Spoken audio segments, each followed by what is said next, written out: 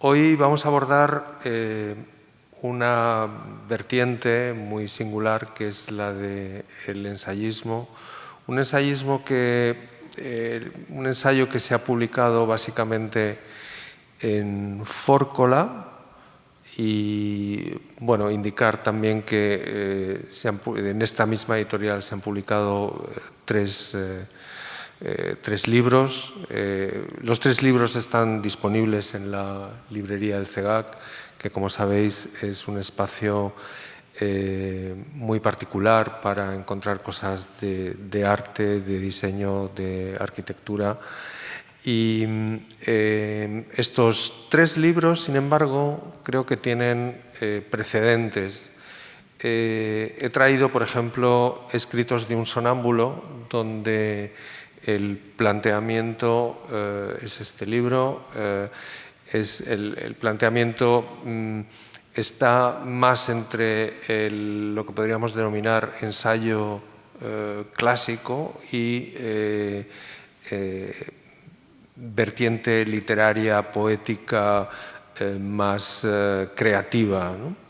De alguna forma, el ensayo, esa vertiente de ensayo, de reflexión teórica sobre la estética contemporánea en Antón Patiño tiene algo siempre de literario, algo de muy subjetivo, y en los ensayos además hay una reivindicación de lo impulsivo, lo natural, lo que surge de dentro, lo que surge de alguna manera como la pintura.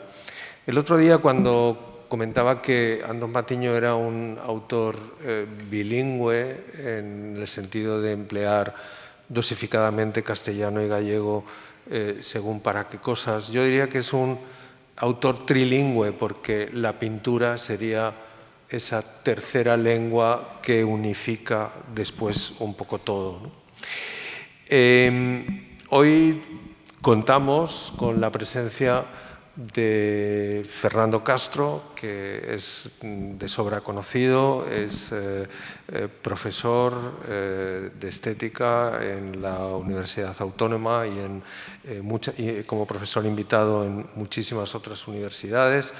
Es también comisario, ha estado muy vinculado a los museos, ha sido miembro del patronato del Museo Nacional Centro de Arte Reina Sofía y además ha tenido una estrecha vinculación con los inicios de este mismo museo.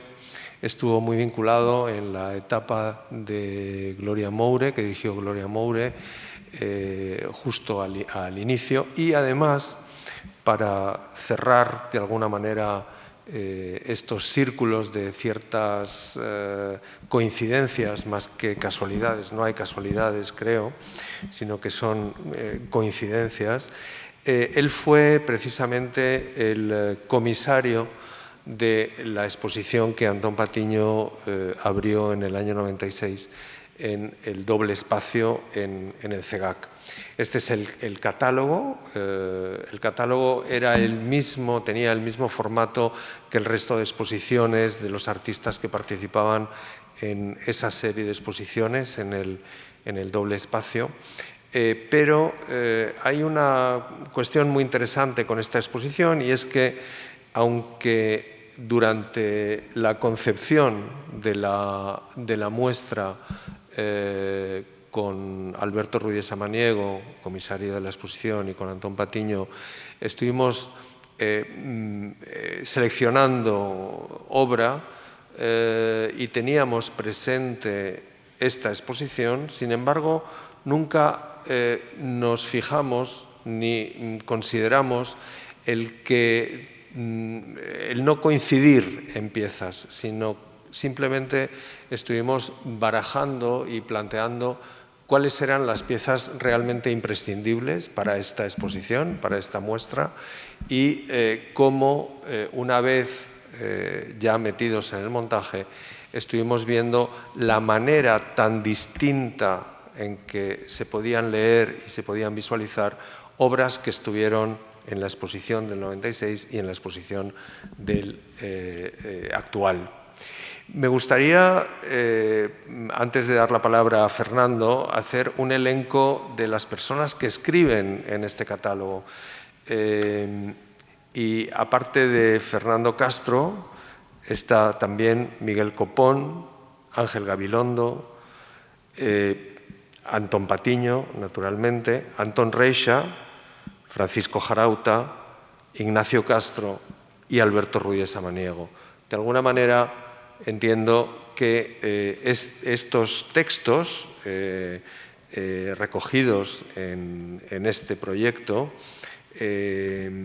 tienden precisamente a trazar un mapa.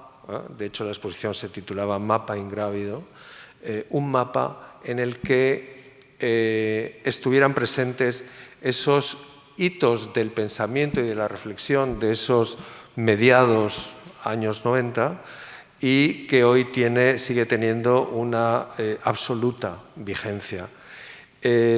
Os invito a que cualquier otro día, en otro momento, podáis revisitar la exposición de Antón Patiño, también teniendo en cuenta esta exposición comisariada por Fernando Castro en el 96 y que a medida que ha ido pasando este extraño tiempo de este año con la exposición de Antón, con Caosmos, he ido viendo esas conexiones y diferentes lecturas de unas mismas obras que estuvieron presentes en los 90 y que están presentes hoy.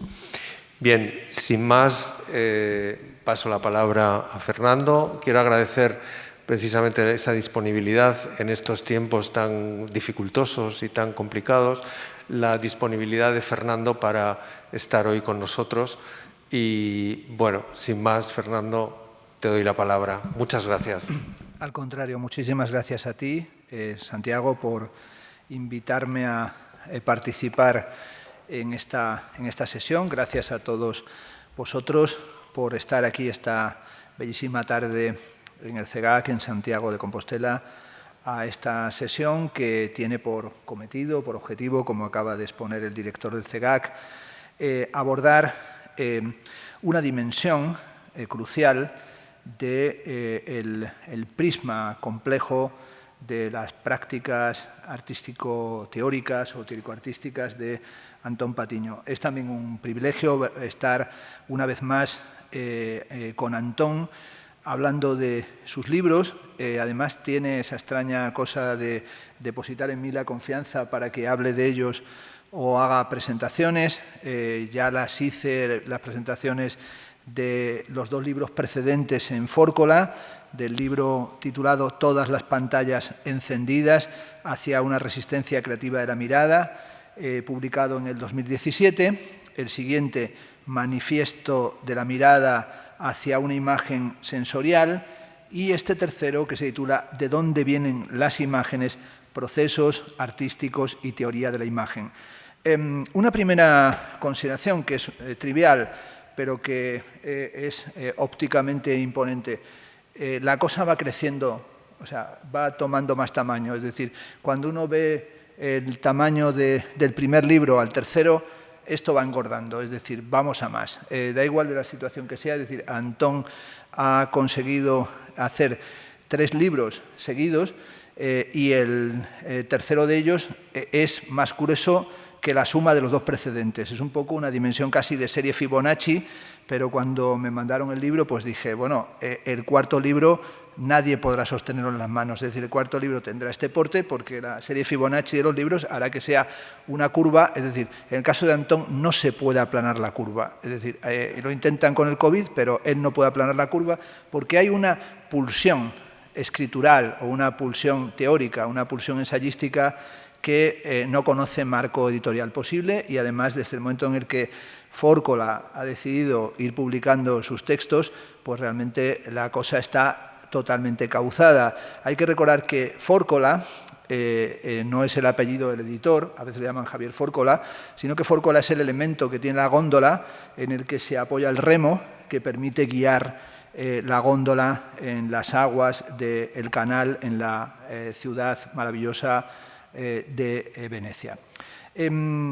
Hemos quedado, digo para que esté todo el mundo medianamente tranquilo, en hacer una primera intervención de unos 15-20 minutos y luego pasar a una parte más dialogada. Además, con la circunstancia de que, habiendo leído el último volumen e incluso trabajando sobre él, preparé ayer esta intervención y me salieron 27 páginas para la intervención. Entonces decidí dejarlas en el hotel para no dejarme llevar por ellas, porque sabía que podía ser absolutamente tremendo, ¿no? Y he traído solamente los materiales que corresponden a los dos previos para guiarme un poco por ellos, dado que la cuestión es hablar de Antón Patiño, escritor, o Antón Patiño, ensayista.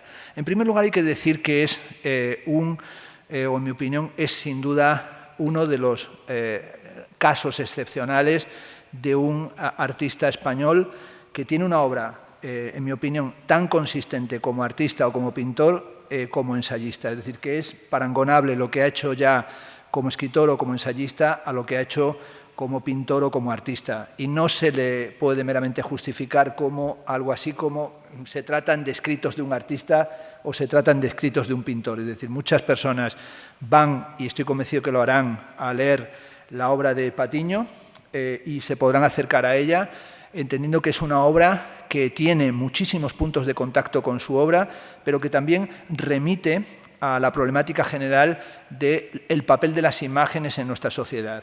Y se trata de un conjunto de trabajos que, como ha dicho Santi, vienen de lejos, es decir, vienen desde una escritura que en el caso de Antón Patiño fue hace años, como él declara aquí en De dónde vienen las imágenes, de carácter aforístico, es decir, él escribía aforismos y lo cuenta en el estudio como una pulsión, término psicoanalítico, pero también vinculado a Jean-François Lyotard, un filósofo que aparece una y otra vez en este texto de dónde vienen las imágenes, y anotaba en una dimensión aforística. Fue publicando otros libros y escribiendo también sobre otros artistas y estableciendo reflexiones, publicando también en la prensa, escribiendo también artículos, pero yo creo que desde hace unos años Antón ha puesto ya claramente la intención de ir fijando de una manera totalmente clara cuáles son sus posiciones y sus planteamientos en una consideración que habría que calificarla no tanto como estética, aunque me gustaría entender que tiene que ver con la estética, pero fundamentalmente Antón Patiño está haciendo una antropología de la imagen. Y en este sentido está más cerca de lo que los alemanes llaman Bildwissenschaft, es decir, una ciencia de la imagen o un estudio antropológico de la imagen, que de una estética entendida está en el sentido académico de estética filosófica. Eso no excluye que incluya o que se encuentren en sus libros materiales que tienen que ver con la filosofía, como también tienen que ver con la literatura y tienen que ver con las artes en un sentido muy amplio, porque también trata la arquitectura y la fotografía, y también trata la sociología de la imagen, o cuál es el campo imaginario en el que nos encontramos en el presente. Creo también que ha sido capaz de establecer una muy brillante progresión de las temáticas que va tratando desde el primero de estos libros, de esta trilogía, el Todas las pantallas encendidas, hacia una resistencia creativa de la mirada, que es un libro que aborda, podríamos decir en esta trilogía de antropología de la imagen, lo que llamaríamos los síntomas mórbidos del imaginario visual contemporáneo, es decir, analizar cómo nos encontramos en lo que él califica como una encrucijada. Él dice lo siguiente: vivimos en una época de transición, de claroscuro, en la cual los fenómenos netamente definidos se hacen raros, los antiguos valores ya no tienen curso y los nuevos todavía no se han impuesto. Es un mundo en que un cuerpo hace sombra sobre otro. Cuando presenté este libro, el de Todas las pantallas encendidas, y leí esta frase, en realidad es una versión muy brillante de Antón Patiño de una frase muy conocida de Antonio Gramsci que dice: cuando lo nuevo no ha desaparecido del todo, cuando lo viejo, perdón, no ha desaparecido del todo y lo nuevo aún no se ha presentado, en el espacio intermedio surgen síntomas mórbidos. Esos síntomas mórbidos son los síntomas del presente, en una época en la que la excepción se ha convertido en la ley. El primer libro es un libro sobre la crisis de la mirada, es decir, sobre el tema de la crisis de la mirada, es decir, cuál es el régimen de visualidad de nuestra época. Nuestra época es una época, lo sabemos y Antón lo despliega muy bien, de vértigo visual, de aceleración histórica, de espectadores cautivos, de arresto domiciliario, decía en esa época. Arresto domiciliario en el 2017 era un arresto televisivo o computacional, hoy es otro arresto, es decir, es otro tipo de confinamiento y sobre todo de una visualidad hegemónica a la que califica en realidad de ceguera. Nos encontramos en un entorno narcótico, en lo que llama Antón Patiño un panóptico invertido, con una manifiesta situación de embotamiento perceptivo. Hay una frase crucial en el primer libro, en la página 11, que dice: vivimos en un mundo acelerado, zarandeados entre el kitsch y el shock. Antón tiene una capacidad enorme de colocar frases brillantes, es decir, hay algo fulgurante en su pensamiento. También es cierto que la forma que tiene de escribir le lleva a mantener incluso en los libros de largo desarrollo, como este que acaba de publicar, De dónde vienen las imágenes, un carácter más aforístico que ensayístico-argumentativo. En este sentido, cuando uno lee sus textos, hay que ir preparado con oxígeno como si subieras al Everest. Es decir, hay que ir preparado o hay que ir con escafandra. Es decir, no son libros, el último, que te puedas acercar allí a andar un poco echando la tarde. Es decir, no son libros para gente que esté muy enviciada con TikTok. Es decir, si alguno está muy enviciado con TikTok, estos no son libros tiktokeros.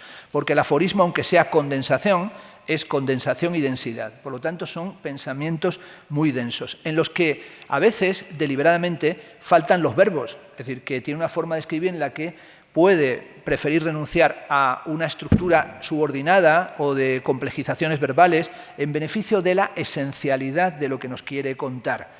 Él en algunas ocasiones habla del maelstrom, recordando el famoso descenso al maelstrom de Edgar Allan Poe, pero es que su escritura tiene algo de vertiginoso. Vertiginoso en una época que no solamente es de vértigo, sino que también es una época de lo que él llama desforestación emocional. Antón Patiño ha creado, sin ningún género de dudas, un vocabulario propio. Y eso no es tan fácil en un pensador, en un ensayista.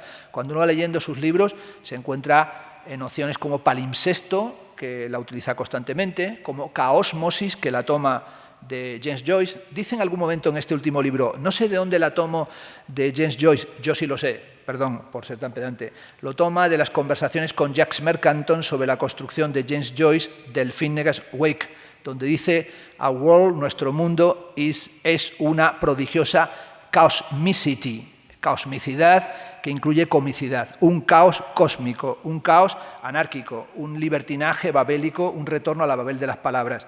El primer libro, y voy a dejarlo solamente aquí, este primer libro, es un libro que tiene mucho de relectura de Baudrillard, pero de interesante relectura de Baudrillard.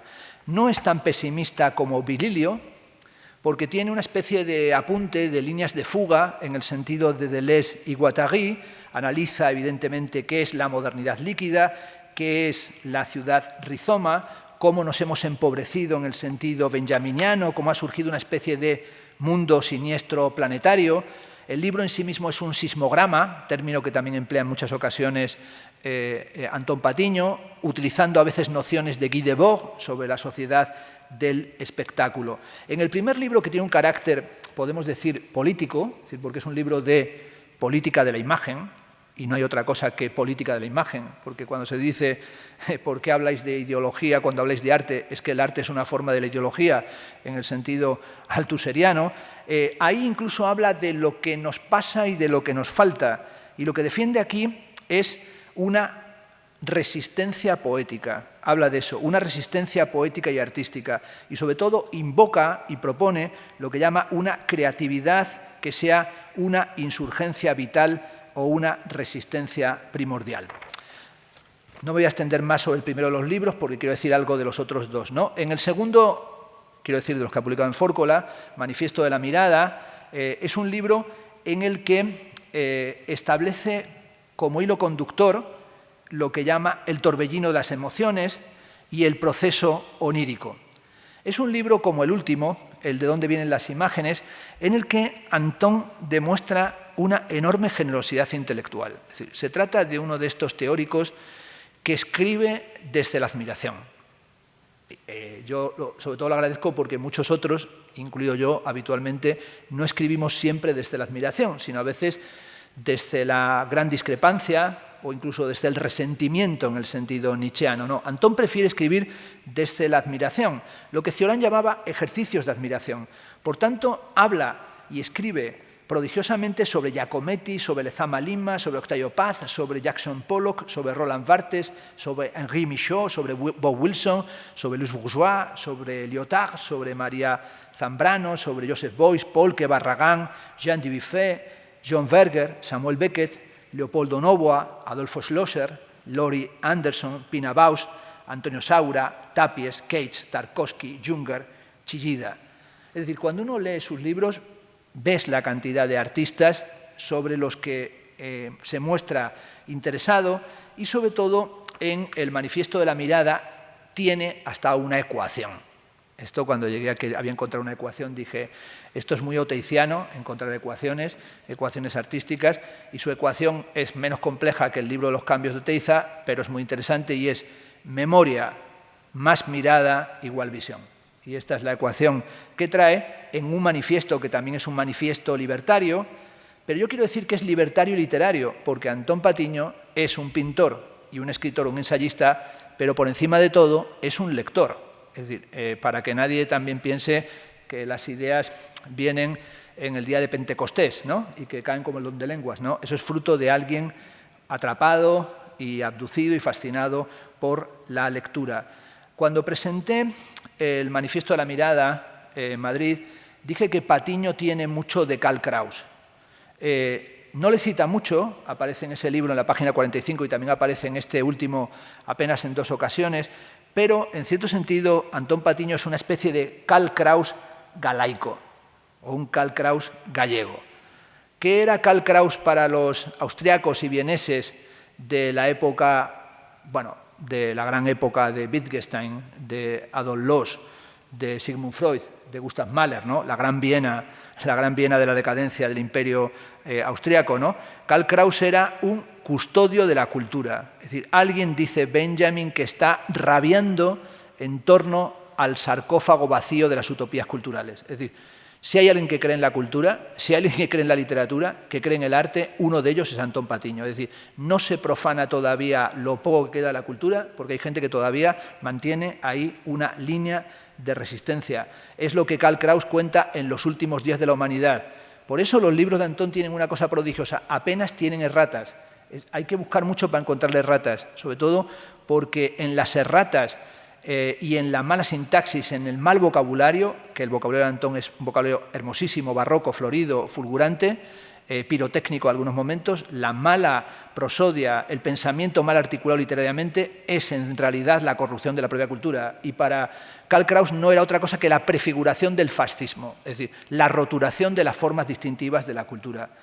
Para él, el libro del Manifiesto de la Mirada tiene también por modelo, y cómo no lo va a tener, el proceso de Benjamin en su reflexión sobre el reencantamiento del mundo, su particular interpretación del aura benjaminiana, pero también tiene que ver con una poética de la extrañeza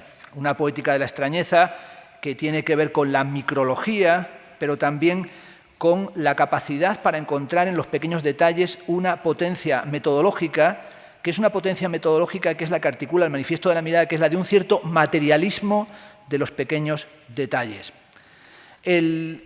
Voy a ir abreviando. El último de los libros, que es, como he dicho, el más extenso de ellos, de dónde vienen las imágenes, es un libro que solamente le pondría un pero, y que en la segunda edición sería bueno tal vez solventarlo, que sería la necesidad que tiene, y el lector en cierta medida tiene que ir planteándoselo, la datación de los textos.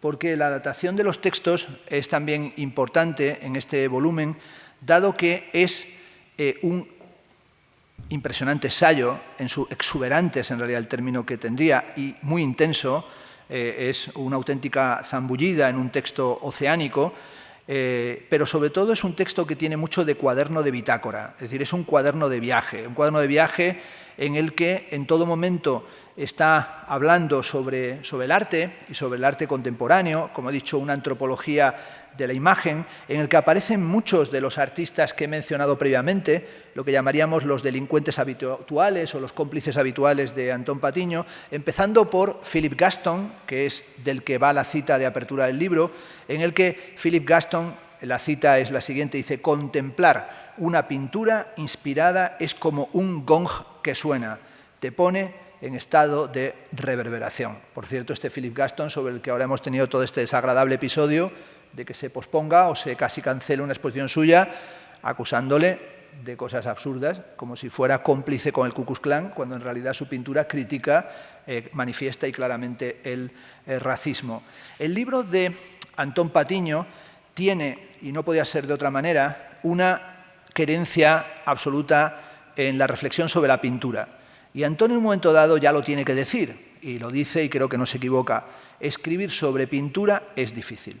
Y esto lo dice no para elogiarse, como diciendo yo lo consigo, es que si pensamos entre todos, ¿no?, y le diéramos una vuelta ahora, nos daríamos cuenta que no hay grandes libros sobre pintura contemporánea. Es decir, que la reflexión sobre la pintura lleva muchos años de capa caída, es decir, que no ha habido, si lo comparamos, y perdón por las comparativas, las analogías no son siempre la mejor forma de funcionar, pero en el pensamiento sirven para algo.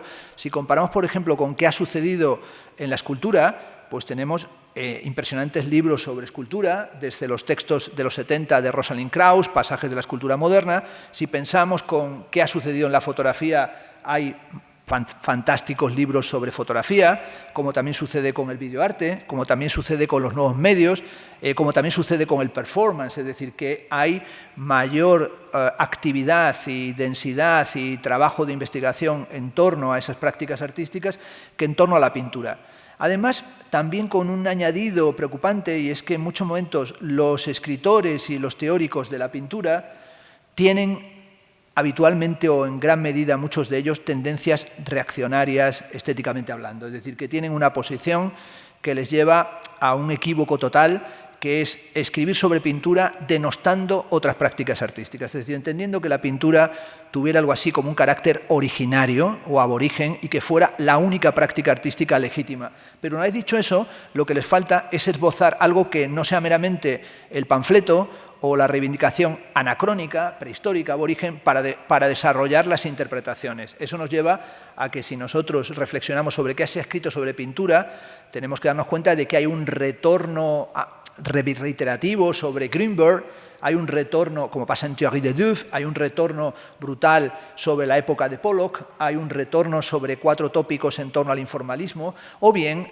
textos totalmente descriptivos, panorámicos y sin ninguna densidad como Vitamina P, que el libro y el texto en sí mismo es un catálogo de obras, es una especie de catálogo del top 10 o quien piensa que son con una perspectiva curatorial de muy poco alcance. Tanto es así que muchos críticos jóvenes no han tenido a veces empacho en decir que no escriben sobre pintura porque consideran que esta es anacrónica, es decir, que esta no tiene sentido. Antón se revela contra eso sin entrar al debate, entendiendo que se puede y se debe escribir de pintura de una forma contemporánea, es decir, tomando materiales de análisis contemporáneos y hacerlo como él lo hace, tirando de Lyotard y tirando de Deleuze, del libro de Deleuze, por ejemplo, que le ha influido mucho, Lógica de la sensación, sobre Francis Bacon, pero también de su experiencia analítica. En este libro hay análisis de artistas que son sencillamente impecables, ¿no? Es decir, que son de esos análisis que cuando los lees te emociona que alguien haya sido capaz de hacerlos, ¿no? Por ejemplo, y me referiré a él, uno de los capítulos que me parece que es de una brillantez reveladora es el capítulo que dedica a Juan Barjola, pasión de la mirada en Juan Barjola, y sobre todo en algo que también me ha parecido fundamental, una reivindicación de artistas que en muchos momentos no son artistas que quede bien escribir sobre ellos, porque no están a la moda. Pero, sin embargo, qué duda cabe, y yo cuando lo he visto aquí en el libro conocía el texto, he dicho, muy bien Antón Patiño, metiendo aquí un texto sobre Barjola que era un pintor excepcional. excepcional. Es decir, no va a estar en las programaciones, no se le hacen revisiones, no está ni se le espera, pero eso no impide que sea un pintor que realizó una obra de una coherencia y al mismo tiempo de una variabilidad en su coherencia, de una intensidad, que es un diálogo.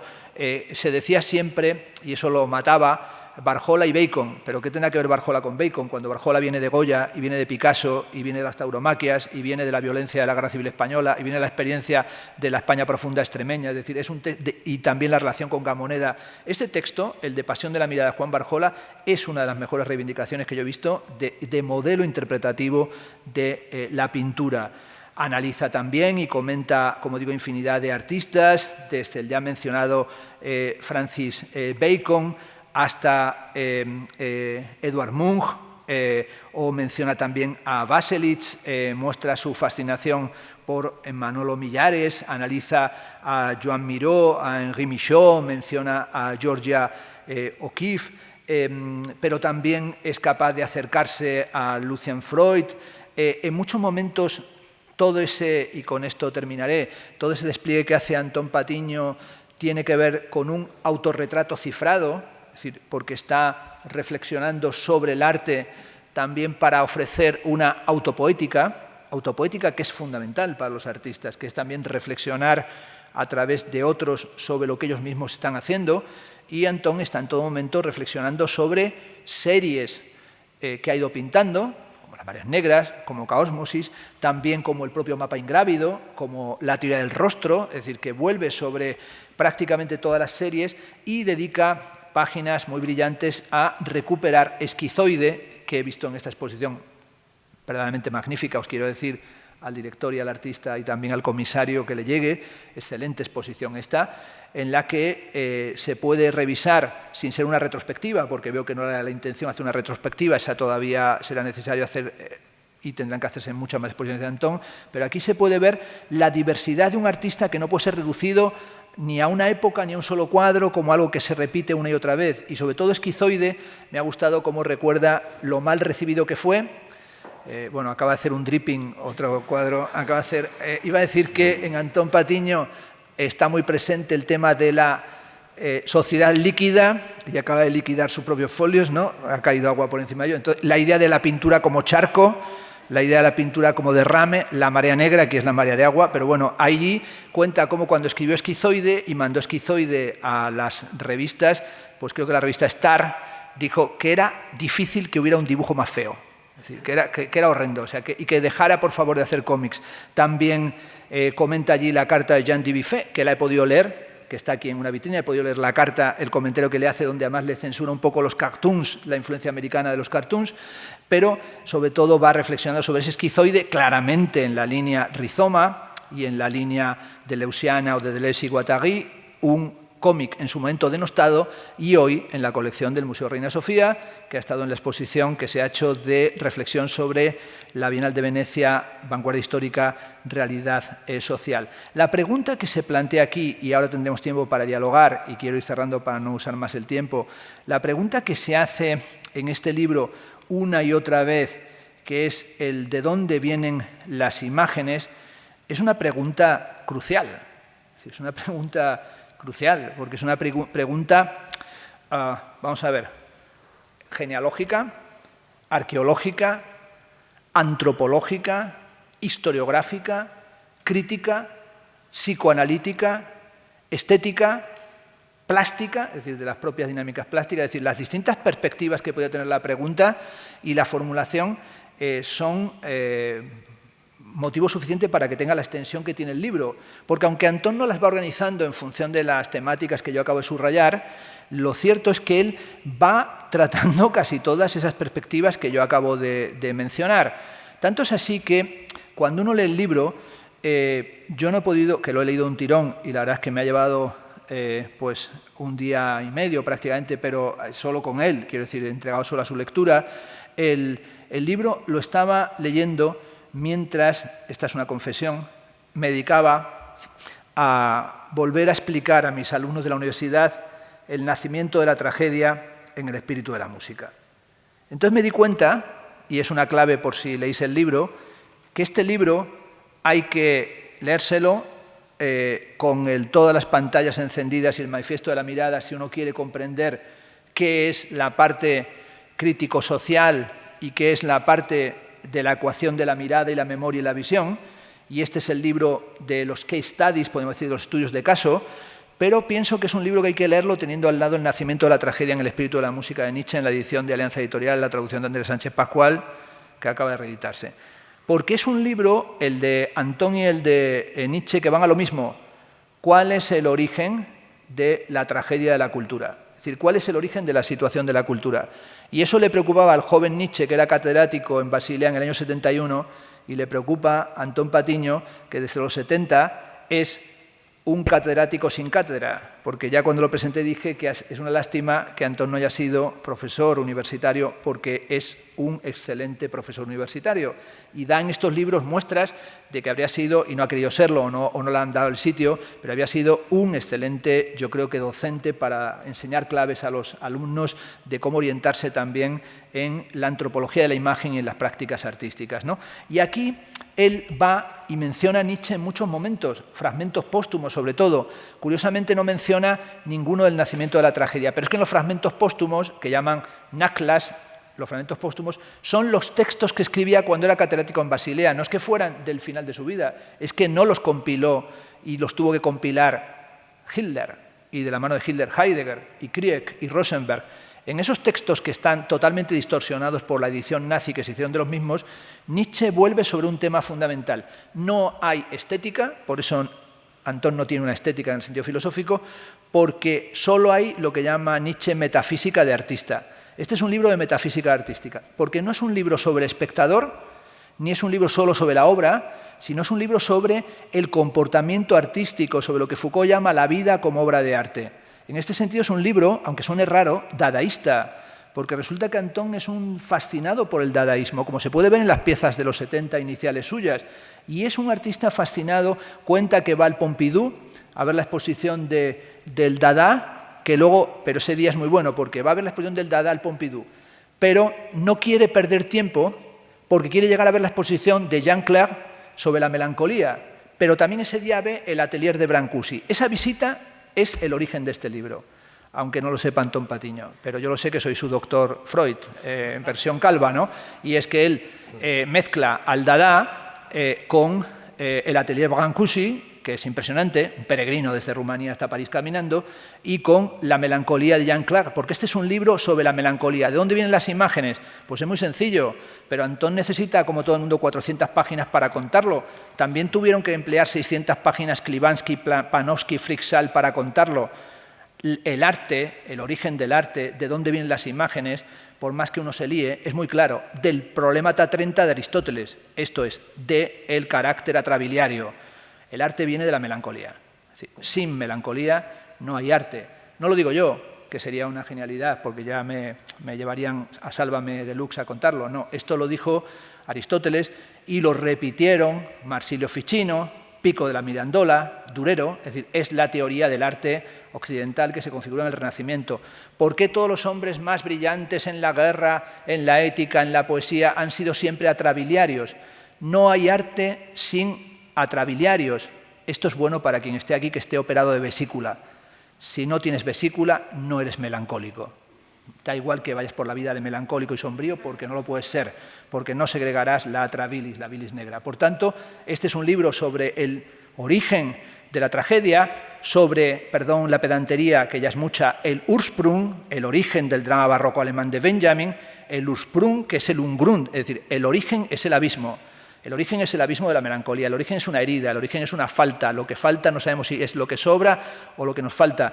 Y ese origen y esa falta es aquello que en el libro aparece en un momento dado cuando Antón dice que un día, por Ribera Sacra, ¿no?, de repente le iba camino de la escuela y le dijeron para la escuela, y estaba en una encrucijada, el camino de la escuela y el camino del río.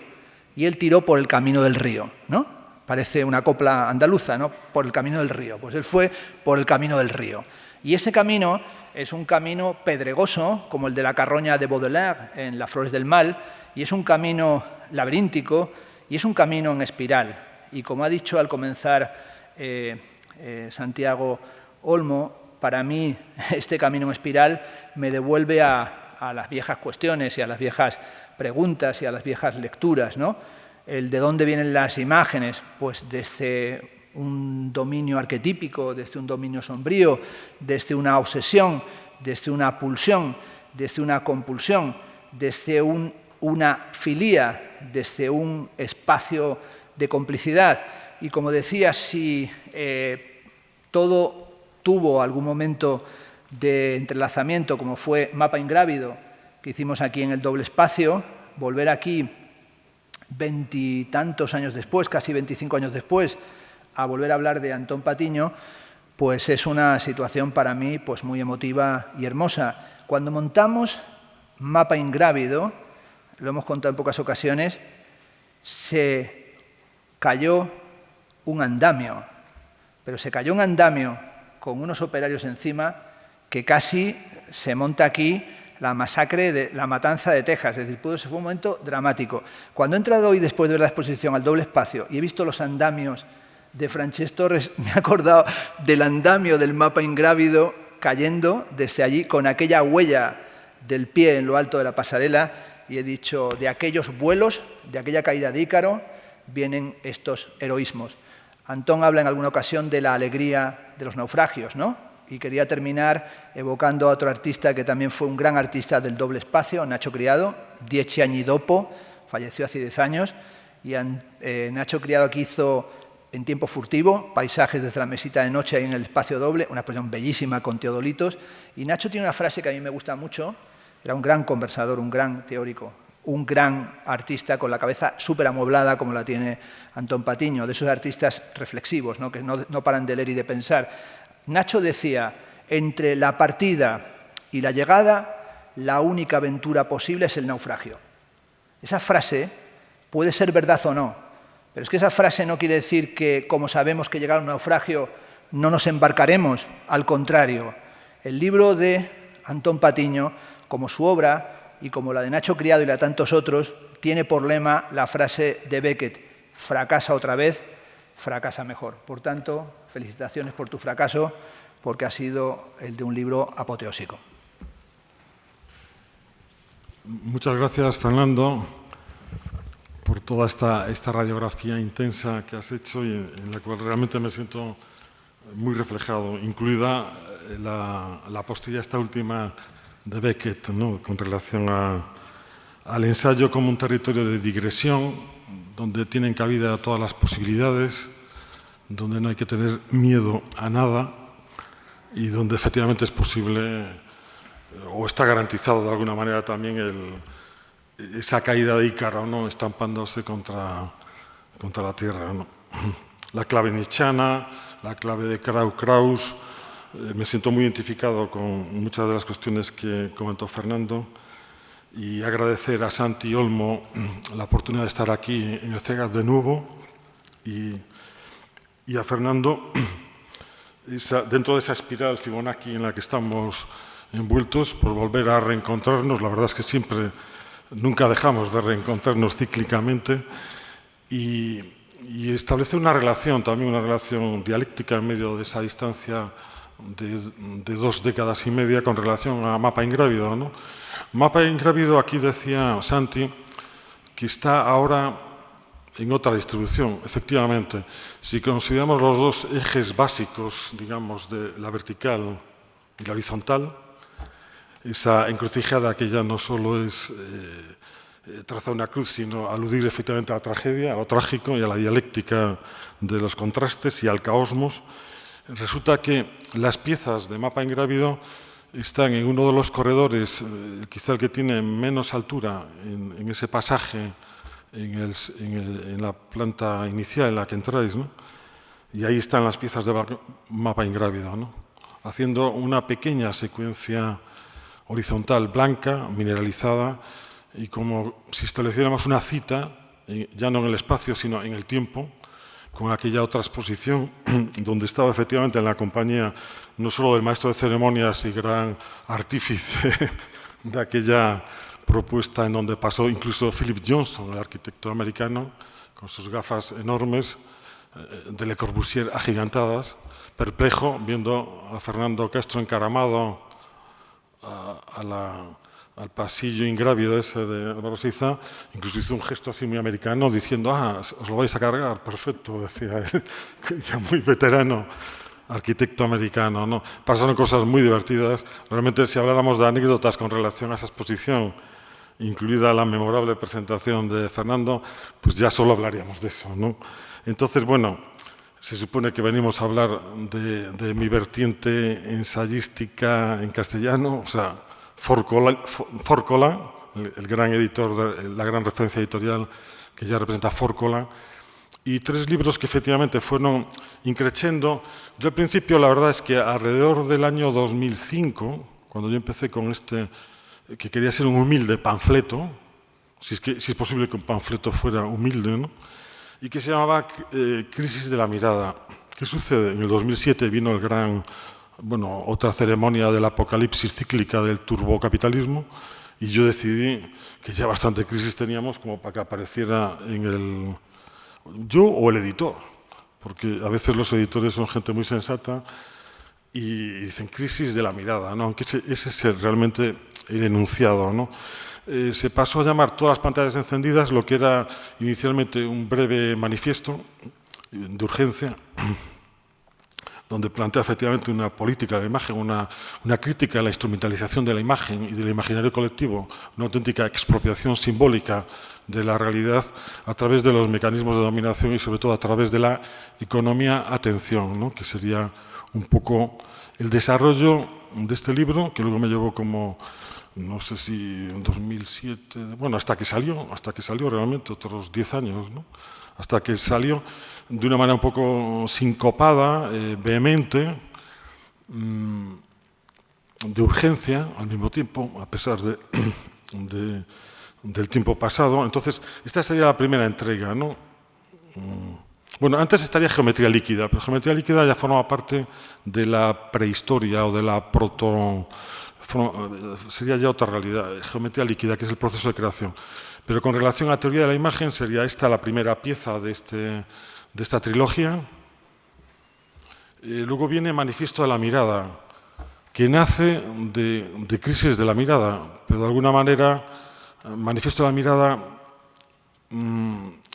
digamos que Crisis o todas las pantallas se tuvo que desdoblar en un libro ya no de crítica sociológica, sino de análisis del proceso de creación y de la posibilidad de emancipación que representa la experiencia del arte y la destreza, digamos, cotidiana en el desarrollo de los sentidos, ¿no?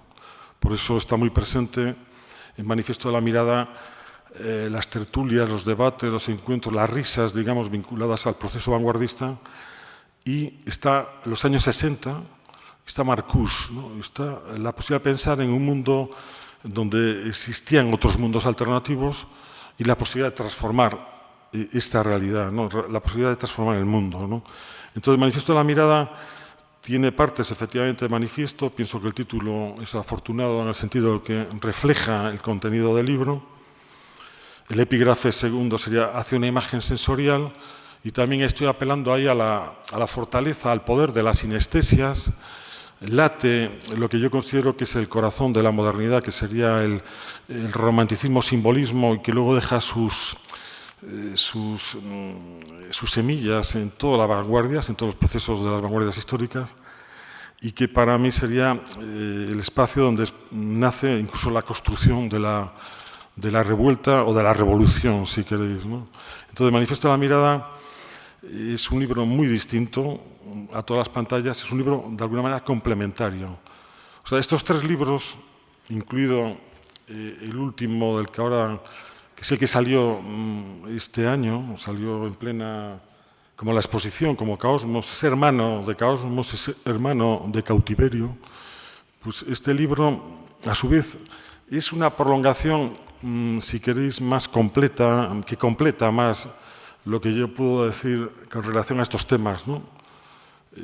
Se podían hacer catas de profundidad con relación a algunos momentos o algunos episodios, o dentro de ese abanico, ese despliegue de miradas, de estratos de epistén que planteaba antes Fernando con relación a la imagen, sí que se pueden hacer diferentes derivas, digamos, poniéndonos en distintas atalayas, ¿no? La mía sería una atalaya humanista, si queréis, en el sentido no ambicioso del término, sino simplemente de resistencia y de reexistencia, como dice el amigo Manolo Rivas, en el sentido de dotar a la cultura y a la vida de una resistencia que lo haga como lo que decía Kafka. Porque a mí me interesa Karl Kraus, efectivamente, y el Nietzsche póstumo, y también me interesa el Kafka póstumo. No sé exactamente cómo consiguen estos autores escribir después de fallecidos, pero porque decimos el Kafka póstumo, el Nietzsche póstumo. Luego ahora nos enteramos que el Nietzsche era de primera época. A mí me interesa mucho eso y me interesa también el primer Marx, el que hablaba de los sentidos, el que decía que el principal patrimonio que tienen los seres humanos son los 5 sentidos. Esos 5 sentidos proyectados, me parece que el otro día hablábamos algo así aquí, sobre todo ya si echas mano de la mano izquierda o del hemisferio derecho, el izquierdo, el zurdo, me da igual, si echas mano del pensamiento zurdo, puedes construir otro idioma, ¿no? Un idioma que incluso puede ser efectivamente como una especie de happening improvisado a través de la expansión de lo líquido, ¿no? Ese idioma futuro, que es el que decía Deleuze, que decía Proust, que todo artista habla en un idioma futuro, sería realmente la única posibilidad trilingüe o estratosférica, si queréis, de ese movimiento ingrávido hacia el desarrollo simbólico, que es la emancipación y al mismo tiempo es la única posibilidad real de la vida humana. Por eso todavía también aquí aventuramos así, pero como de esguello, como decimos en Galicia, de través, una manera tímida, que no hemos sido expulsados de ningún paraíso, ¿no? Ese es un desmentido rotundo, que salió aquí más o menos el otro día. No hemos sido expulsados de ningún paraíso. Y entonces, claro, ahora, como cualquier otro reto, haría falta tiempo para desarrollar las tesis, las argumentaciones, intentar seducir al lector o al oyente con ese dispositivo. Pero pienso que vivimos en un gran equívoco. No hemos sido expulsados de ningún paraíso. Y en ese sentido, el arte, los procesos de creación, que son los que aquí se plantean, especialmente los de tercera edad. A mí, por ejemplo, yo cuando reivindico a Philip Gaston, ahora tan de moda, por esta situación tan surrealista, ¿no?, donde los nazis acusan de su ideología a los otros. O sea, entonces, habría una entrega última en Goya, por ejemplo, el Goya de la Quinta del Sordo, pero hay una entrega última en Baselitz y esos estandartes enormes, 4 o 5 metros, a modo de hologramas, de radiografías de ese cuerpo maltrecho, ya cuando se acumulan muchas décadas. Y entonces, ahí en ese desarrollo terminal, en esa fase conclusiva, es donde nacieron las imágenes más pavorosas y más inquietantes de los seres humanos, en pintura o en el ámbito que sea, incluido el Philip Gaston figurativo, vinculado a Cramp, tal vez a Víctor Moscoso, el gallego norteamericano, que ahora pronto podremos descubrir en Galicia también, ¿no? Entonces, bueno, son muchas las cosas que se podrían decir para completar un poco esa síntesis, porque aquí lo que nos fue presentando, digamos, en la introducción de Santi, lo que fuimos viendo y en lo de Fernando, es una visión, si queréis, apresurada, ¿no? Nunca hay tiempo, la verdad, el tiempo nunca llega por eso a veces habría que hacer maratones de conferencias como esa que había dado Fernando con 20 horas eran, ¿no?, sin parar, ¿no? 20 horas eran. 24 horas sin parar. Eso queda como un reto aquí también para Santi, que le gustan mucho los debates, ¿no? Entonces pasamos de la doble K de Karl Kraus a la triple K de Philip Gaston. Con relación a Karl Kraus, deciros que un hombre que escribe que la meta es el origen, o bien cuando analiza las palabras y escribe otra frase que es: cuanto más nos acercamos a una palabra, desde más lejos ella nos contempla, que es otro dictum del gran polemista austriaco que llegó a hacer un periódico, un semanario, él solo. Solo por eso realmente Karl Kraus pasaría a la historia sin necesidad de hacer sus grandes entregas, ¿no?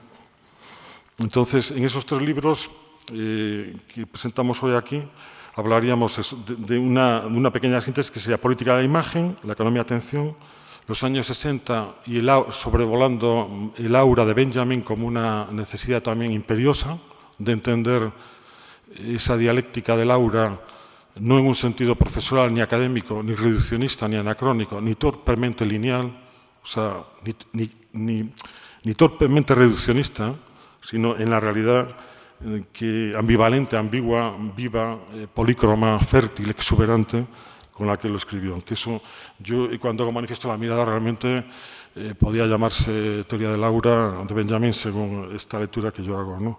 Pasa que no me parecía oportuno reducirlo a un homenaje a Benjamin, sino preferí enmascararlo bajo ese artificio.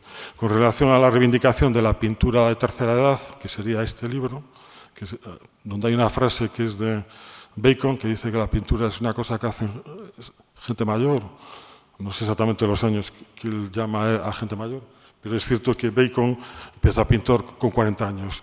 O sea, por eso, en realidad, por eso está el planteamiento de incorporar Warhol aquí, intempestivo y provocador, efectivamente, y lo leyó bien Fernando, en el sentido de que Warhol es uno de los grandes pintores españoles de todos los tiempos, muy influenciado por esa gente que decía antes y por Velázquez, ¿no? Y sobre todo por esos personajes secundarios en Velázquez llenos de ternura, ¿no? Y entonces, digamos que Warhol, yo lo que hago aquí es devolver la admiración por esas niñas de suburbio, esos perros abandonados y aislados en unos muros desconchados y con alguna pintada que posiblemente pedía libertad en aquellas décadas sórdidas de la larga noche, la longa noite. Hay una poética de la extrañeza, también que sobrevuela no solo con la alusión a Benjamin, sino porque las imágenes vienen de una aleación muy fuerte con el lenguaje. Por eso yo siempre discrepo en las tertulias, discrepo afectuosamente con los amigos artistas, los amigos pintores, ¿no? Que dicen que la pintura es una cosa, el lenguaje otra, ¿no? Yo creo que no es posible esa distinción.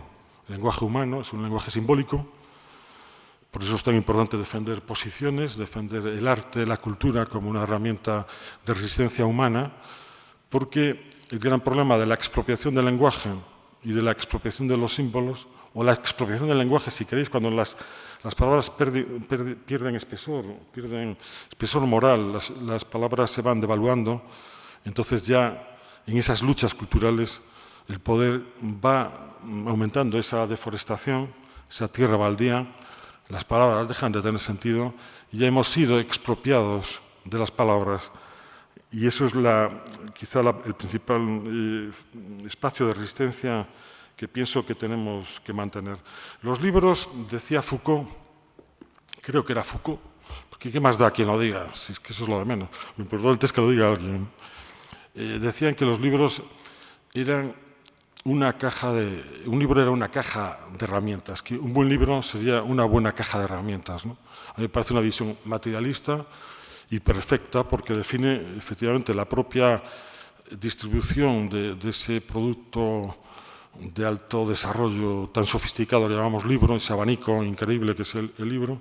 Y el otro día en Vigo, una amiga que estaba en la presentación del libro Dos Lugares dijo, no sé si fue el propio Anton Reixa que hacía de presentación, dijo que un libro era una caja de resonancias, ¿no?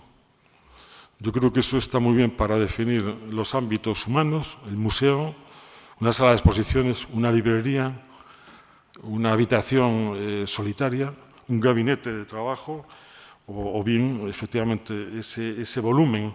Por eso, tal vez por eso a los libros también se llaman volúmenes, ¿no? Yo aquel día en París, cuando veo Dada, luego melancolía activa, y luego lleno de señardade, también entras en esa especie de inmovilización maravillosa y gratis, que es increíble, y es de las pocas cosas gratis que hay en París, ¿no? Que es el taller reconstruido de forma facsimilar al lado del Pompidou, el taller de Brancusi, que es uno de los sitios más impresionantes que hay en París para encontrarse a uno mismo, Yo en realidad estaba simplemente unas horas, un día, una jornada, una noche apenas, un día y una noche apenas en París, porque marchaba para hablar de Galicia y del arte gallego en Dijon, en aquella charla en una universidad en Francia. En aquella charla no funcionaron los aparatos de estos de reproducción de diapos, que yo las llevaba muy bien encajadas después de horas de trabajo, y tuve que de intentar seducir a un auditorio más o menos heterogéneo en gallego, hablando en gallego, en Dijon, y lo que sí recuerdo es de venir cargado de mostaza, de la moutarde de Dijon, que es algo increíble, más increíble incluso que estos libros. La mostaza de Dijon, que yo no podía parar de tomar por una edición tremenda, traje varios tarros, ¿no? Y es algo impresionante, porque produce una especie de efecto mostaza, efectivamente, y no solo es que parece como que te va a estallar incluso en la cabeza, o sea, es como una especie de frescor, pero que luego pica y se dirige hacia el cerebro, es algo impresionante. Y no sé por qué, pero ahora con esta anécdota de la mostaza de Dijon, ya pasaríamos a cualquier pregunta, cualquier cosa que se os ocurra, como veis. Bueno, pues muchas gracias, Antón, por este humor. A mí hay una cuestión que no quería dejar de pasar, y es, por ejemplo, cómo, y lo hemos comentado en alguna ocasión, ¿no? Como Escritos de un sonámbulo, por ejemplo, tiene aquí detrás también un aviso de lectura donde hay una lista de autores, desde escritores, filósofos, poetas, pintores, escultores, teóricos. Está Karl Kraus, está Warburg, está Bob Wilson, Reich, etc., ¿no? De alguna manera, cuando yo leí este libro, que lo leí hace relativamente poco, claro, me dio la clave de una forma de aproximarte a la reflexión que no es solo a través del aforismo, sino también a través de una idea poética que está vinculada a una cierta idea de conocimiento, ¿no? La poesía como modo de conocimiento. Y claro, yo he visto este libro de alguna forma como un precedente a los libros de Fórcola, ¿no? Una manera anterior de aproximarte a esos modos de reflexión. Y aquí hay una cuestión que siempre me parece inquietante, y es en un artista tan reflexivo y tan amplio, en qué medida también tu práctica artística, tus prácticas artísticas, porque es también el modo en el que abordas la pintura es bastante más complejo que decir simplemente pintura, es una práctica artística vinculada a la pintura, se ha sentido también influida por esa perspectiva o mirada reflexiva, y cómo la pintura también ha influido en esa mirada crítica, ¿no? ¿Cómo ha ido ese trasvase? En el ámbito literario es más evidente, ¿no? En la poesía es más evidente a través del aforismo, etc. Pero en estos otros dos campos, digamos, entre la pintura o la práctica de la pintura y la reflexión crítica, me parecía más... me gustaría saber cuál era tu opinión ahí. Es que la poesía y la pintura serían lo mismo, ¿no? Es un poco lo que decía Miró, ¿no? Que él no encontraba ninguna diferencia sustancial, ninguna diferencia definitiva entre poesía y pintura, ¿no? digamos, es una querella o un debate, como sabéis, muy antiguo, y la famosa frase en latinejo que se suelta siempre, ¿no? Pero realmente poesía y pintura sería lo mismo porque estamos hablando de imágenes, estamos hablando en imágenes. O sea, que está tanto la imagen expresada con lenguaje, con palabras, como la imagen hecha, lo tenemos en Lorca, lo tenemos en Urbano Lugris, lo tenemos en todos, porque realmente ese dibujante poeta, da igual que haga un aforismo, un soneto, que haga un dibujo, porque es la misma mano y es la misma sensibilidad. O sea, que esa sensibilidad hacia la línea, hacia ningún día sin una línea, ¿no? Como decía Saura, otro gran, o Luis Seoane entre nosotros, ¿no? Entonces, yo creo que no hay ninguna diferencia ahí. Luego, con relación al aviso de lectura de la solapa, deciros que no es mío, sino eso es el editor. De hecho, hay un libro, es un gran editor, de Lugo, y que ahí sí que hay otra anécdota, que es que entra la llamada del editor. Yo envío el texto y normalmente cuando envías un texto siempre es rechazado, ¿no? En este caso entra una llamada a las 3 de la tarde y yo igualmente que decía no, Antonio está, que es la hora de las facturas o el acoso telefónico, y entonces era el bueno de Constantino Bertolo, que estaba diciendo que acababa de leer el libro, que es el texto que yo había enviado, y que estaba encantado y que él no tendría por qué publicar aquello, pero que le había gustado y que... Entonces hay un momento que me dice, pero hay destino, espera un momento que te lo pongo. Y en ese momento se produce eso, lo que me dice, yo realmente yo no tendría por qué publicar, y menos en Caballo de Troya, que es una colección de narrativa, este texto. Pero cuando empecé a leer lo de Foucault y luego lo de no sé qué y tal, es que no puedo dejar de publicarlo. Y está publicado en una colección de narrativa joven además, una diferencia, yo qué sé, de 4 décadas con mis compañeros de colección, y es donde he logrado colocar un libro raro, digamos, difícil de clasificación, en una colección importante de narrativa, micronarrativa, en Random House, una multinacional o algo así. En total, que eso lo pone Tino porque con un desparpajo y una retranca muy gallega hace una especie de burla, pero claro, a mí al principio no me gustó porque parecía como una especie de parodia del libro, pero por otro lado sí que expresa esa textura mía con la que me encuentro a menudo. Por otro lado, ya respondiendo a la pregunta o al sentido que yo quiero interpretar en Santi, sí que diría que hay, en mi trabajo con la escritura, sí que hay un trasvase luego indirecto a pintura, ¿no? Yo hice Geometría Líquida, se publicó aquí en Santiago, ediciones positivas.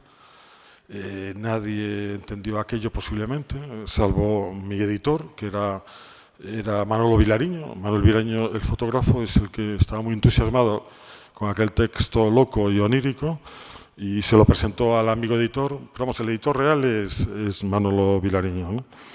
Y entonces yo, bueno, aquello me hizo ilusión que se publicara, aunque estaba cargado de ratas, pero por otro lado el libro ya de por sí era incomprensible, con lo cual daba igual que tuviera más o menos ratas, ¿no? Pero luego viene el trabajo que yo hago sobre Urbano Lugris, que me llevó algo así como 10 años, 12, 15, que era un trabajo como interminable. No había especialistas, digamos, en recuperación de este pintor que era íntimo amigo de mi padre, y entonces yo me vi obligado, bueno, a diferentes libros, tal que son 4 o 5 libros, algunas exposiciones, tal, ¿no? Luego viene lo de Primo Raimundo Patiño y también lo de Lois Pereiro. Vienen así algunos. De Lois Pereiro le dedico 2 libros. Uno era un diccionario, porque considero que era imprescindible hacer un diccionario para poder acercarnos, aunque fuera un diccionario con un número limitado de voces, no sé si tiene 300 voces. Me parece limitado, pero bueno, un libro puede ser un buen contenedor para permitir una especie también de cuaderno de bitácora de este amigo poeta que yo considero que es uno de los grandes poetas europeos del siglo XX, ¿no? Entonces, con Lugris me di cuenta también de una cosa, que si tú haces un texto un poco más legible, puede llegar a ser leído incluso, ¿no? Y eso en un principio se alejaba de mis presupuestos. Entonces, a lo que sí iría, que el aprendizaje que yo tuve de la escritura luego con lugares y tal, es que por medio de la escritura, partiendo de ese idiolecto casi privado, puedes llegar a comunicar, ¿no? Para mí la palabra comunicar de adolescente era algo horroroso, lo consideraba como negativo. En cambio ahora sí que lo considero positivo y lo vincularía incluso al Tratado de Retórica del Pseudolongino, ¿no? Ese famoso texto fundamental que yo compré a lo mejor 20 libros de esos, ¿no? Para regalar a los amigos, porque me parece que ahí están las claves de la interacción humana o de la comunicación interhumana, ¿no? Entonces, lo que sí me interesaría era, en pintura, que me parece muy difícil, llegar a conseguir un acercamiento emocional al árbol neuronal, digamos, de las sensaciones humanas, para llegar a transmitir pues lo que ves delante por ejemplo, de un interior metafísico de Quirico, ¿no? O algo así, o delante de un cuadro de Guston, o delante del grabado de la melancolía de Durero, ¿no? O sea, ¿qué se produce ahí? Y esa pregunta como metafísica que podríamos lanzar así por todo el litoral gallego, ¿no?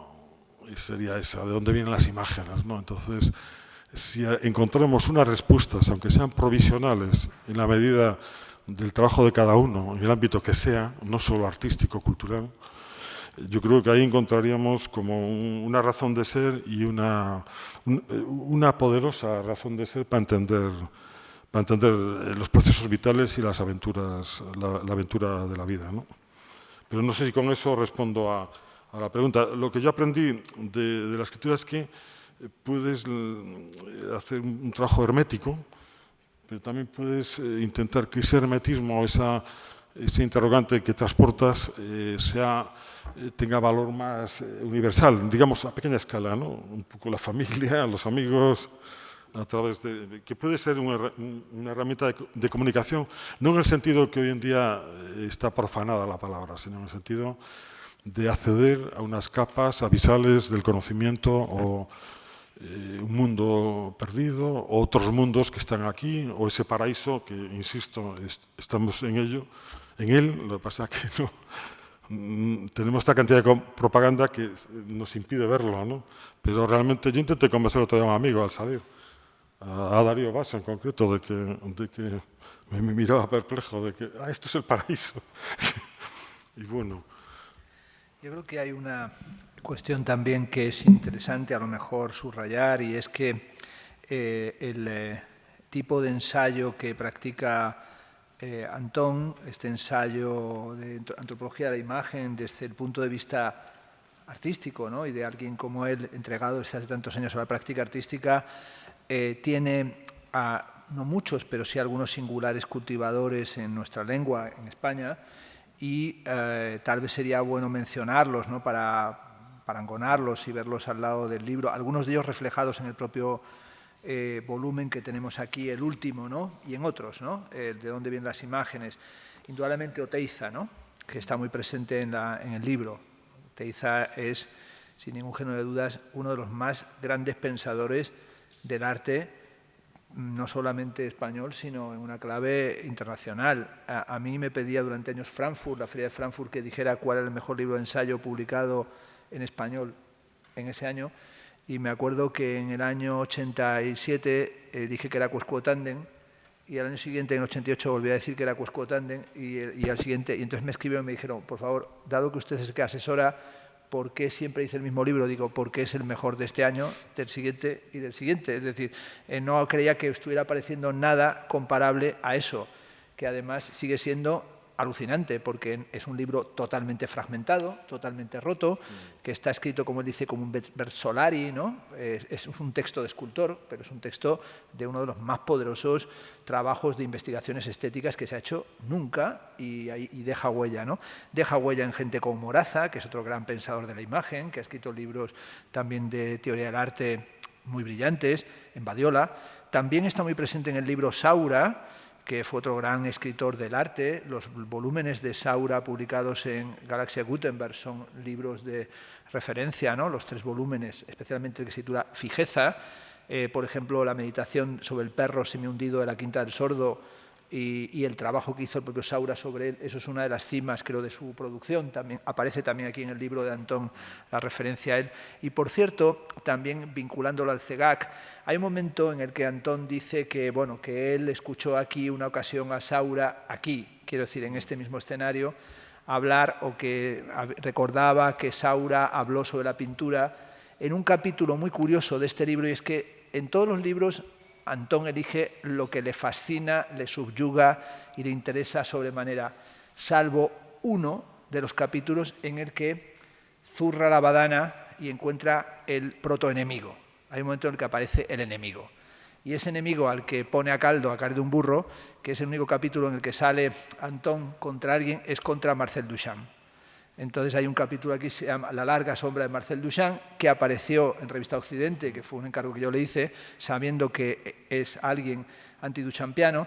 Es muy curioso porque ahí menciona precisamente a Saura. ¿Y en qué día fue? Porque eso sí que lo puedo recordar por una razón, porque yo estaba en la mesa ese día y era uno de los que hablaba. Fue un congreso que se hizo aquí, no sé si alguien estuvo presente ese día porque fue mítico, un congreso sobre el futuro de la pintura, montado por Antón Castro, que no está aquí y no me puede desdecir porque es verdad, en el que intervinieron Jean-Louis Froment, Luis Gordillo, Antonio Saura y uno de los que intervinieron ese día era yo, directora en ese momento, Gloria Moure. Y, bueno, se lió aquí la Mundial, ese es uno de los días míticos, porque había un artista gallego, que no recuerdo su nombre, que le ofreció una mano de hostias al propio Antón Castro, y hubo aquí un momento de duelo de culturistas en la cumbre y bajó por ahí, por ese lateral, a punto de pegarse con el propio moderador. Un momento inmoderado del moderador y del propio público, ¿no? Y entonces Saura sí puso a caldo no solo a Duchamp, sino a Valcárcel Medina, que por casualidad estaba en el público porque había venido a dar un taller a apoyo. Y entonces acusó de todos los males del arte a Valcárcel Medina, que en aquel momento pasaba por aquí con su look franciscano y no creo que hubiese matado a nadie, ni había matado a Kenny, el de South Park, ¿no? Pero bueno, dicho esto, Saura es un grandísimo escritor, también Arroyo, recientemente fallecido, un gran escritor del arte, en realidad un periodista, que escribió su libro Sardinas en aceite, es uno de los mejores libros que hay, un polemista tremendo, su artículo Con bozal y sin bozal, contra Valeriano Bozal, es una de las mejores diatribas que se ha escrito, comparable a La cultura es invento del gobierno de ¿verdad? Sánchez Ferlosio. Gordillo es un escritor alucinante, muy pocas veces reivindicado como escritor, pero Gordillo tiene una escritura psicoanalítica y torrencial, que también la comenta meándrica, ¿no? El tema del meandrismo. También Pérez Villalta es un escritor muy singular, con el que yo no estoy de acuerdo en nada. Eso no significa nada, sencillamente y cada vez más agrio, ¿no? Pero cada vez más polémico y también más autobiográfico. Pero los textos de Pérez Villalta, que ahora sale una autobiografía intelectual, pues se las traen. Chema Cobo es un impresionante aforista, que ha escrito, y le publicamos hace tiempo, en Cendeac, donde yo hice la colección, está Mapa Ingrávido, de Antón Patiño. Yo hice esa colección para publicar textos de artistas. Y el volumen 1 era de Juan Muñoz, pero Juan dijo que lo escribiera yo porque lo que yo dijera era suyo. Por lo tanto, el número 1 es de Juan Muñoz a través mío. Se llama La voz del ventrílocuo. Yo soy la marioneta de Juan Muñoz. Justo cuando estábamos haciendo la exposición de aquí, del doble espacio, publicamos el libro. Y luego pedí el libro a 14 artistas y nadie me dio nada. Y Antón lo mandó el día después de pedírselo. Es decir, Antón, no le pidas un libro porque tiene varios en el cajón. Es decir, los editores que lo sepan, él tiene libros porque no para de escribir, ¿no? Y también está, que no nos olvidemos del Tapies, que es un pedazo de escritor como la Coma un Pino, y de los grandes, es decir, Tapies, Material Memoria, su autobiografía, Memoria de la imagen, su libro El arte contra la estética. Ese es un libro brutal, pero que es que hace años que nadie lee, con lo cual Tapies, menos mal que hizo la exposición Van Borten en el Palazzo Fortuny, recuperando a Tapies a través de Tapies y su libro, el de Siruela, el grande, El arte y las imágenes, donde Tapies también se plantea el mismo tema de aquí de Patiño, porque el libro de Tapies, que Tapies no está muy presente aquí, sin embargo, Tapies también se plantea dónde vienen las imágenes, una reflexión sobre el origen de las imágenes y la fuente de las imágenes. Y diré también uno muy olvidado, Miró, que Miró no escribió mucho o casi nada, pero tiene un libro de conversaciones con Gaillard que es alucinante, porque Miró pasa por ser poco teórico, y como que fuera la Guy Bourgeois, alguien que no hablaba, que casi le ahorcan un día, Massens y otros porque no sabía hablar francés, pero Miró tiene ahí unas conversaciones con Waillard que son, como teoría del arte y de la pintura, muy, muy brillantes. En algún momento yo he dicho que no son como las de verdad de Francis Bacon, que sus conversaciones son míticas, pero sí son brillantísimas. Y como pequeño detalle, tal vez para incitarte, Antón, a que digas algo sobre eso, creo que dos conceptos que están muy presentes en tu libro son lo sublime, que has mencionado el peripsus del pseudo-Longino, lo sublime, desde Longino hasta Kant, de Kant al Sublimity Now del 48 de Barnes Newman, y lo siniestro, freudiano, la noción de das Unheimlich, la extrañeza que surge en el seno de lo familiar. Son dos categorías cercanas pero antagónicas. Lo sublime tiene que ver con el paisaje a partir de la reelaboración de Burke, tiene que ver con la exterioridad que nos desborda y no podemos reducir a concepto, mientras que lo siniestro tiene que ver con la inquietud en el seno de lo familiar. Y esa dimensión tiene que ver también con la relación que hay en el libro entre vacío y plenitud, ¿no? Vacío y plenitud. Hablas constantemente del vacío, también de la plenitud, también del tema de la página en blanco como un mito que hay que desmantelar, es decir, igual que no hemos estado en el paraíso ni hemos sido expulsados, tampoco hay página en blanco, porque la pizarra está contaminada. Hay un vídeo, y termino para darte pie, muy brillante. Santiago Amón visita a Oteiza, y está en YouTube, echarle un vistazo, y en un momento dado le dice, ¿qué opina usted de la página en blanco? Bueno, Oteiza entra en ebullición. Dice, la página en blanco, ¿qué me estás preguntando? Dice aquel hombre, dice, no existe la página en blanco. La pizarra está siempre contaminada, ¿no? La pizarra está siempre dibujada. Ese tema de dónde vienen las imágenes es que no vienen de un vacío originario, sino que vienen de multitud de referencias. En el libro El Danubio de Magris cuenta cómo va subiendo buscando las fuentes, el origen del Danubio, y finalmente llega a un campo que hay muchos regatos y luego ya un campo como húmedo, un terreno embarrizado, y finalmente cuando llega arriba del todo ve una fuente con una llave.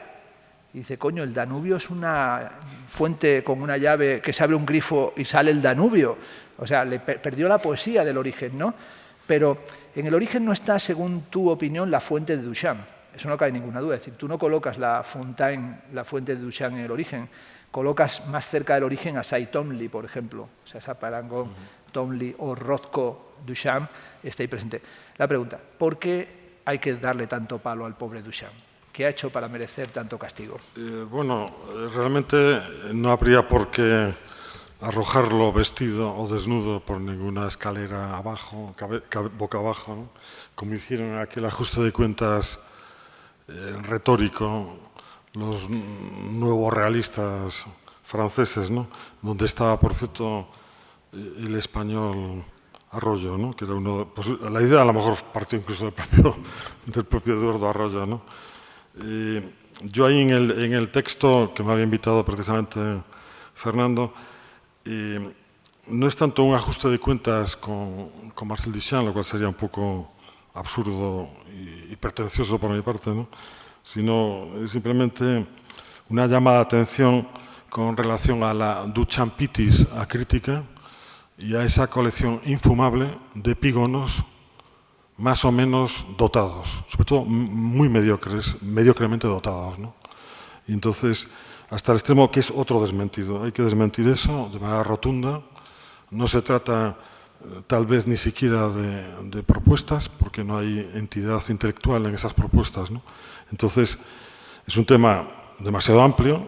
Yo mismo ahora me estoy refiriendo a determinadas coartadas intelectuales o pseudointelectuales. Entonces, con relación a Duchamp, no es tanto un debate unipersonal, que sería absurdo, porque además necesitaríamos efectivamente esas 24 horas ininterrumpidas de unas jornadas de debate que tampoco resolverían el tema, ¿no? Porque esas figuras bisagra en el arte que van apareciendo sucesivamente, en algún momento era Goya, en otro momento era Picasso, en otro momento aparece el bueno de Marcel Duchamp, al cual podríamos traducir el nombre al castellano, ¿no? Para hacerlo más próximo a todos nosotros, ¿no? El sofisticado objet trouvé, convertido en ready-made, o bien un ejercicio yo ahí hablo del objeto transicional también del psicoanálisis, ¿no? Realmente, para decirlo brevemente aquí, no es tanto nada personal con Duchamp, que me parece un tipo melancólico, inteligente y más trabajador de lo que él mismo hace ver, sino con relación a los epígonos. Fernando también tiene hablado en muchas ocasiones del mecanismo pedestalizador, ¿no? Esa posibilidad de convertir incluso el objeto más trivial, pegado o no con adhesivo a la pared, en un objeto de contemplación y por lo tanto de valoración artística. Es un tema lo suficientemente complejo como para no pretender ni acercarse a él. Yo, lógicamente, en ese pequeño ajuste de cuentas con relación a la Duchampitis acrítica, que son 10-12 folios, procuro ser lo más hermético y lo más ambivalente y lo más profundo de lo que fui capaz, porque claro, no es lo mismo establecer una especie de debate con un rival de altura, digamos, ¿no? Aunque no estoy hablando propiamente del autor, sino de su secuela, ¿no? De los daños colaterales que ha creado, o de la instrumentalización por parte del capitalismo con relación a una figura heroica del dadaísmo. Dicho así, con todas las letras, ¿no? O sea, porque evidentemente el fetichismo de la mercancía, que aquí ya no estamos hablando del primer Marx, sino del primer capítulo del Capital, es la tesis central no solo de ese libro, y la que mejor se mantiene, sino que es el objetivo central del capitalismo de consumo. La tesis completa sería, en el título al menos, sería el fetichismo de la mercancía y su secreto. Fetichismo, por otro lado, es una palabra muy próxima para los gallegohablantes, en el sentido de que fetichismo viene de fetiche y fetiche viene de feitizo, viene del portugués. O sea, por lo tanto, fetichismo vendría de feitizo, como sabemos aquí en Galicia. Igual que la sociedad del riesgo, en inglés la propia término riesgo vendría del español, del risco español de los naufragios, hablando de naufragios. Aquí precisamente en el CEGAC, menos mal que no había espacio, no lo pudimos hacer porque si no ya nos echarían la culpa de toda la catástrofe.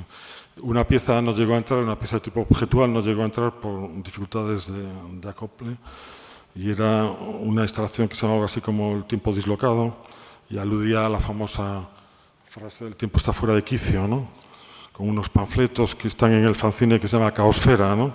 Y que si realmente lo hubiéramos hecho, sí que ese carácter premonitorio que se le daba al título, al enunciado de la exposición, que acababa con la catástrofe nuestra del Prestige, acabaría en esa dimensión más universal con relación a un tiempo fuera de eje, efectivamente, a un tiempo y una conciencia de tiempo y de época totalmente fuera de plano. ¿Por qué pongo a Twombly por encima de Duchamp? ¿O por qué pongo esa mezcla entre cabeza y, digamos, y extremidad inferior, allí donde acaba la espalda, ¿no? Que sería la pieza de Picasso, la cabeza de toro? Porque me parece, poéticamente, un hallazgo más ingenioso y más inteligente. O sea, a mí la pieza de la cabeza de toro me parece potentísima. ¿Qué sucede? Que lo que entra en juego son otro tipo de disquisiciones que hacen que se convierta en un paradigma la estrategia que está en la fuente, porque evidentemente es de carácter estético, alude a cuestiones ya no lingüísticas sino discursivas y entra de lleno en un debate de estética, o sea, es situar una provocación, una pieza que es un artefacto cargado de gamberrismo y que puede provocar toneladas de literatura y tal, evidentemente. O sea, eso es indudable, ¿no? La ambivalencia que yo os decía con relación a ese texto anti-Duchamp es porque, si reparas en el final, se le pone muy bien al personaje, ¿no? Porque incluso aparece caracterizado como un arlequín, que eso sería muy Chemacobo, por cierto. Y para mí es una figura, es como cuando se dice que el dinero pasa por encima de la cabeza de Duchamp sin rozarlo, ¿no? Es una frase también así que sale en una entrevista, ¿no? Como que el dinero pasaba por encima. Eso quiere decir que no necesitas el dinero, ¿no? Porque si en algún momento las pasas canutas, no habría ese tipo de frase, ¿no? O sea, realmente es un personaje increíble. Yo conocí también a Eugenio Granell, al cual le dedicó un textículo, Duchamp un textículo, y cuando lo fuimos a visitar a su despacho, a su pequeño apartamento en la Columbia University, Granell nos dijo: aquí donde están ustedes sentados, se sentó Marcel, y tal, ahí donde están ustedes. Y nosotros mirábamos y luego al momento, para, digamos, corroborar, va a su biblioteca, que es una biblioteca muy buena, por cierto, y saca los discos rotatorios, los discos ópticos, ¿no? Este precisamente es el regalo que me trajo Marcel de tal. Y es cierto, existe, porque yo había ido a visitar a Granell por la intermediación de Duchamp. A mí me interesaba conocer a Eugenio Granell porque era, entre otras cosas, merecedor de un pequeño textículo, es cierto que con ribetes anacrónicos, donde habla de presbíteros, no sé si llenos de presbicia.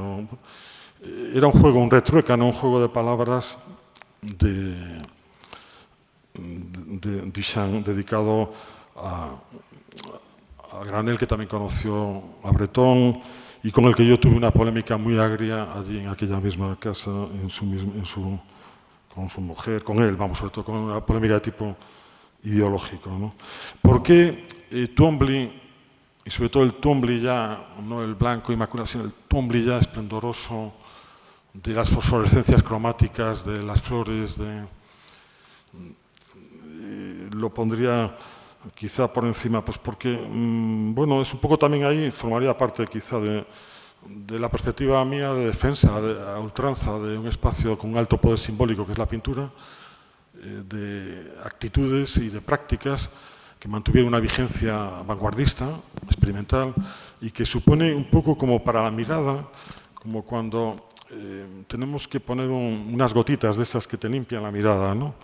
Twombly es un autor que depura la percepción y genera nuevas experiencias de percepción, y me parece que es fundamental el definir ese esfuerzo hacia lo sublime, que efectivamente está muy presente en todos estos libros y en mi propio planteamiento, incluso en la exposición, o Sentimiento oceánico, y una dimensión también intempestiva por mi parte, que a veces con amigos del mundo de la estética o de la filosofía dicen que es imposible, que es lo sublime contemporáneo.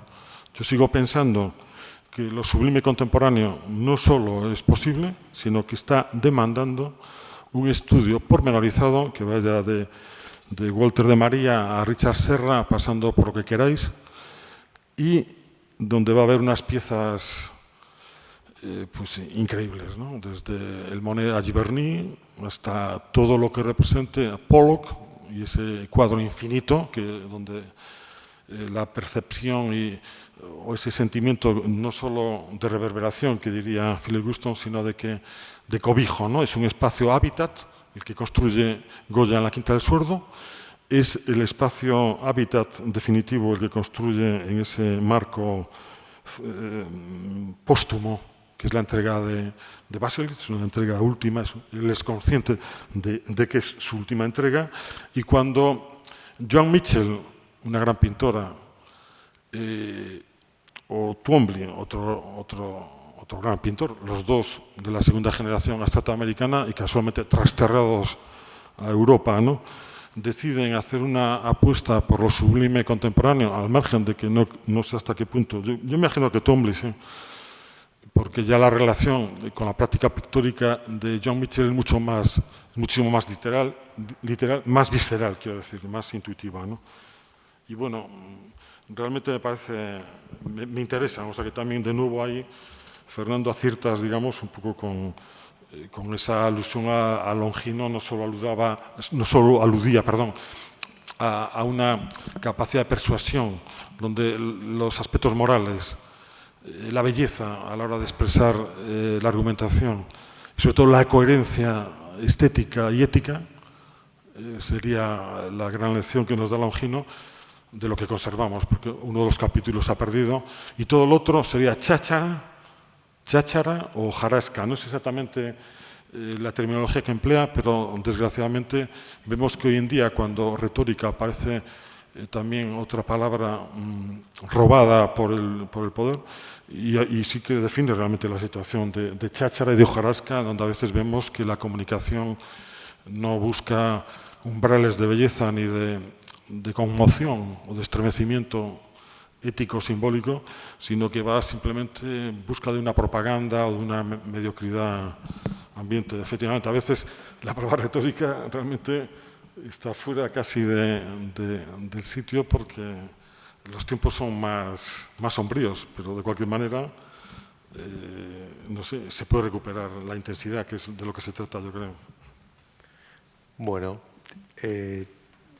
muchas gracias, Antón. Yo creo que nos hemos pasado de tiempo. Vamos a cerrar aquí. Muchas gracias, Fernando, por tu participación y sobre todo por permitir volver a recordar la exposición de Mapa Ingrávido. Y gracias, Antón, por poder compartir todos estos momentos y estas reflexiones contigo al hilo de Caosmos. Gracias a ti, Santi, que eres el culpable. Gracias a todos.